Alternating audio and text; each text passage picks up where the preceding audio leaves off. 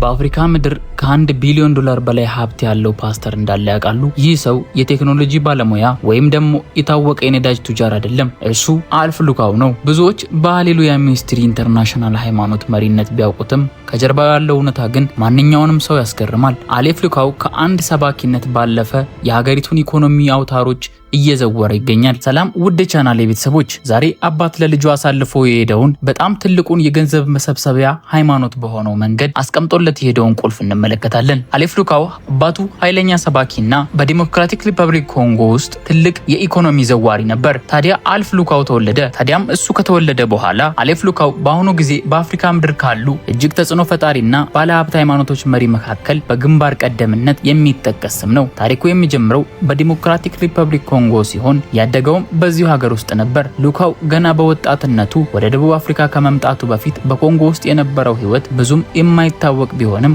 ወደ መንፈሳዊ ዓለም የገባበት መንገድ እጅግ አስገራሚ ነበር። ለህይወቱ መለወጥ ትልቁን ድርሻ የሚይዘው አንድ ወቅት ላይ በደረሰበት አስከፊ የሞተር ሳይክል አደጋ ነው። የአደጋ ለሞት አፋፍ አድርሶን ነበር። በዚህም ሰዓት ሉካው እንደሚናገረው ከፈጣሪ ጋር ልዩ ግንኙነት እንዳደረግኩኝና ለወንጌል አገልግሎት እንደተቀመጥኩኝ ይታወሰኛል ሲል ይናገራል። ወደ ደቡብ አፍሪካ ከተዘዋወረ በኋላ በየካቲት 2002 ዓ.ም ሃሌሉያ ሚኒስትሪ ኢንተርናሽናል የተሰኘውን ቤተክርስቲያን መሰረተ። ቤተክርስቲያኑ መጀመሪያ ላይ በጆሃንስበርግ ከተማ ሊንድቨርስት አካባቢ በትንሽ አዳራሽ ነበር የተጀመረው። በወቅቱ ጥቂት ምዕመናን ብቻ የነበሩት ቢሆንም ሉካው ባለው የማሳመን ብቃትና በንግግር ችሎታው ቤተክርስቲያኑን በአጭር ጊዜ ውስጥ በሺዎች የሚቆጠሩ ሰዎችን መሳብ ጀመረ። የአገልግሎቱ ስልት ከባህላዊ ቤተክርስቲያኖች በተለየ መልኩ ዘመናዊነትንና የቴክኖሎጂ አጠቃቀምን ከፍተኛ ጥራት ያካተተ ነበር። ይህም በተለይ ወጣቱንና የተማረውን ማህበረሰብ በቀላሉ ለመሳብና ለመማረክ በጣም ረድቶታል። ሉካው ከመንፈሳዊ አገልግሎቱ ባሻገር ለትምህርት ትልቅ ቦታ የሚሰጠው ነው። በተለያዩ ታዋቂ የትምህርት ተቋማት ውስጥ የተማረ ሲሆን ከፈረንሳይ ታዋቂው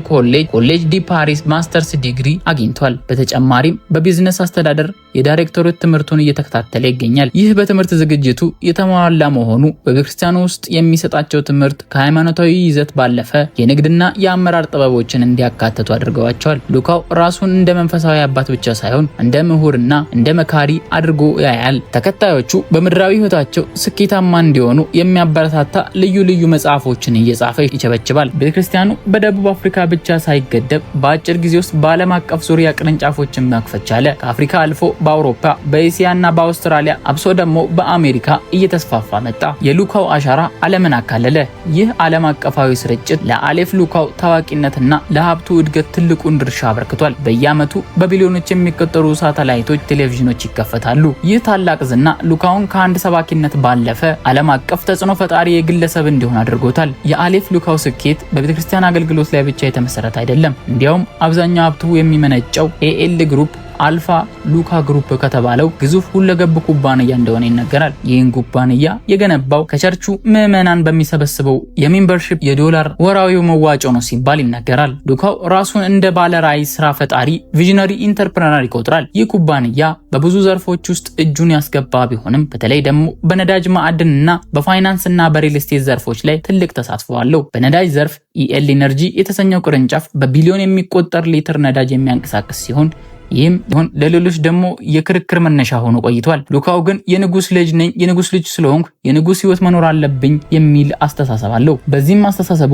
ንብረቶቹን ሶሻል ሚዲያ ላይ ፖስታቸዋል። በተለይም በደቡብ አፍሪካ እጅግ ውድ በሆነው የሳንድተን መንደር ውስጥ የሚገኘው መኖሪያ ቤቱ ከቤት ይልቅ ቤተ መንግስት የሚመስል እና ዘመናዊ የህንፃ ጥበብ የታየበት ድንቅ ንብረት ነው። ይህ በሳንድተን የሚገኘው መኖሪያ ቤቱ ብቻውን በ10 ሚሊዮኖች የሚቆጠር ዶላር እንደሚያወጣ ይገመታል። ቤቱ እጅግ ሰፊ የሆኑ መኝታ ቤቶች፣ ዘመናዊ የመዋኛ ገንዳዎች፣ የቤት ውስጥ ሲኒማና የደህንነት መቆጣጠሪያዎች አሉት። ቤቱ የሚገኝበት ቦታ የአፍሪካ የሀብታሞች ካሬ ማይል ተብሎ በሚጠራው አካባቢ መሆኑ የሉካውን ማህበራዊ ደረጃ ከፍ አድርጎታል። በቤት ውስጥ የሚታዩት የቤት ዕቃዎችና ጌጣጌጦች ከዓለም ታዋቂ ዲዛይነሮች የተገዙና እጅግ ውድ የሆኑ ናቸው። ይህ መኖሪያ ቤት የሉካው የንግድና የመንፈሳዊነት ስኬት ትልቁ ማሳያ ተደርጎ ይወሰዳል። ከመኖሪያ ቤቱ ባሻገር የአሌፍ ሉካው የመኪና ስብስብ ካር ኮሌክሽን ለማመን የሚከብድ ነው። በቤቱ ግቢ ውስጥ የሚገኙት መኪናዎች ከዓለም ምርጥና ውድ የሚባሉ ሞዴሎች ከነዚህም መካከል ሮልስ ሮይስ፣ ላምበርጊኒ፣ ቤንትሊ እና የተለያዩ የሬንጅ ሮቨር ሞዴሎች ይገኙበታል። ሉካው መኪናዎቹን የሚያሽከረክርበት ወቅት ከፍተኛ ጥበቃ የሚደረግለት ሲሆን አጃቢዎቹም እጅግ ዘመናዊ በሆኑ መኪናዎች ይከተሉታል። ይህ የመኪና ስብስብ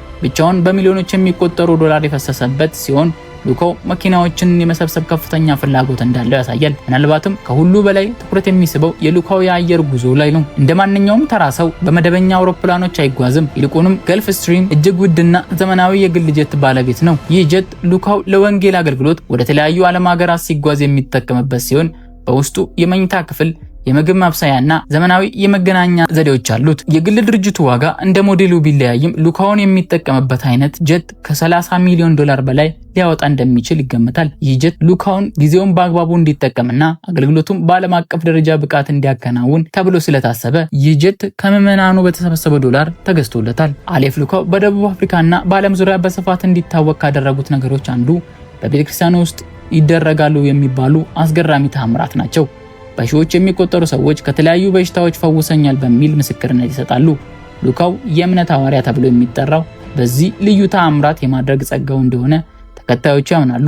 ሆኖም ግን ከአገልግሎቱ ጋር ተያይዘው የሚነሱ ውዝግቦችም አሉ። በተለይ ደግሞ በየካቲት ወር 2019 ዓ.ም የተከሰተው የትንሣኤ ተአምር ነው። ይህ ክስተት በዓለም አቀፍ ደረጃ ከፍተኛ መነጋገሪያና ውዝግብ ፈጥሮ ነበር። ኢሊዮት ሞኖ የተባለ ሰው በሬሳ ሳጥኑ ውስጥ ተኝቶ ሳለ ሉካው ተነስ ሲለው ከሞት ተነስቷል ተብሎ በቪዲዮ ተሰራጭቶ ነበር። ይህ ቪዲዮ በማህበራዊ ሚዲያ ላይ ሚሊዮኖች ያዩት ሲሆን በደቡብ አፍሪካ መንግስትና በብዙ ሰዎች ከፍተኛ ትችትን አስነስቷል። ብዙዎች ክስተቱ ተውኔት ነው በሚል ሲቃወሙ፣ ሉካው ግን እግዚአብሔር ያደረገው ተአምር ነው በሚል ጸንቶ ቆይቷል። ይህ ክስተት የሉካውን ዝና በአንድ በኩል ከፍ ሲያደርገው፣ በሌላ በኩል ደግሞ ለህግ ምርመራና ለተለያዩ ተቃውሞዎች ያደርጉታል። ሆኖም ግን ሉካው በዚህ ውዝግብ በኋላም የአገልግሎቱ ይበልጥ እንዲያድግና ምዕመኑን እንዲበዙ ማድረግ ችሏል። ከዚህ ክስተት በኋላ ቤተክርስቲያኑ እጅግ ዘመናዊ የሆነ የሚዲያ መዋቅር ዘረጋ። AMITV የተሰኘውን የቴሌቪዥን ጣቢያውን በዓለም ዙሪያ 24 ሰዓት የወንጌል ትምህርቶችንና ተአምራትን ቪዲዮዎችን እንዲያስተላልፍ አደረገ። ይህ ሚዲያ ተጽዕኖ ሉካው በቤቱ ቁጭ ብሎ በቢሊዮኖች የሚቆጠሩ ሰዎችን እንዲያገኝ ረድቶታል። ሉካው በማህበራዊ ሚዲያ ላይ ያለው ተከታይም እጅግ ከፍተኛ ሲሆን እያንዳንዱ የሚያስተላልፈው መልእክት በሺዎች የሚቆጠሩ ሼርና ላይክ ያገኛል።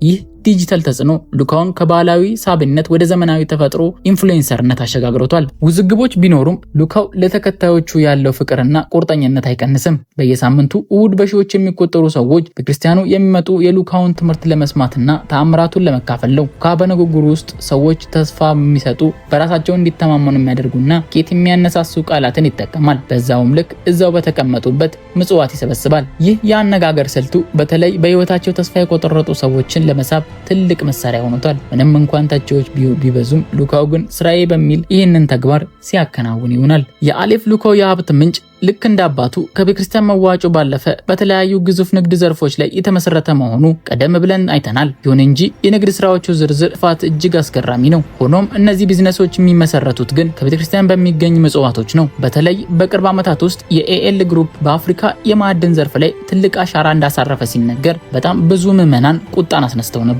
ሉካው በደቡብ አፍሪካና በጎረቤት ሀገራት ውስጥ ባሉ የማዕድን ቁፋሮች ላይ ከፍተኛ ኢንቨስትመንትም አለው።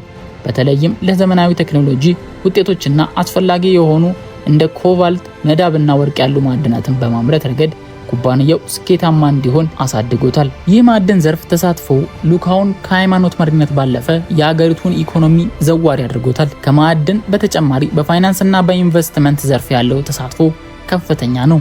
ሉካው በተለያዩ ዓለም አቀፍ ሀገራት ኩባንያዎች ውስጥ ከፍተኛ ሼር ድርሻ እንዳለው ይነገራል። የፋይናንስ ተቋማቱ በቢሊዮኖች የሚቆጠር ገንዘብ የሚያንቀሳቅሱ ሲሆን ይህም ሉካው በዓለም አቀፍ ገበያ ላይ ተጽዕኖ እንዲኖረው ረድቶታል። ብዙ ቢወራም ስለ ግል ህይወቱና ስለ ቤተሰቡ ያለው መረጃ በጥንቃቄ የተያያዘ ነው። ሉካው በትዳር ህይወቱ ውስጥ ደግሞ ደስተኛ እንደሆነም ይነገራል። ሉካው በአሁኑ ሰዓት እንግዲህ ፎርብስ ጋዜጣ እንዳወጣው 1 ቢሊዮን የአሜሪካን ዶላር ሀብት ማማ ላይ ደርሷል።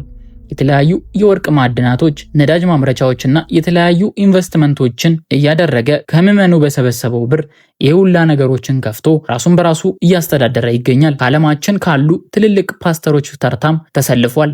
ከአፍሪካ ደግሞ አንደኛ በመሆን እየመራ ይገኛል። ለዛሬ ይዘንላችሁ የመጣ ነው የሉካውን ታሪክ ይህንን ይመስላል። እናንተ ሐሳብና አስተያየታችሁን ኮመንት ላይ ያስፍሩልን። በቀጣይ ሳምንት እስከምንገናኝ ቸርን ሰንብት።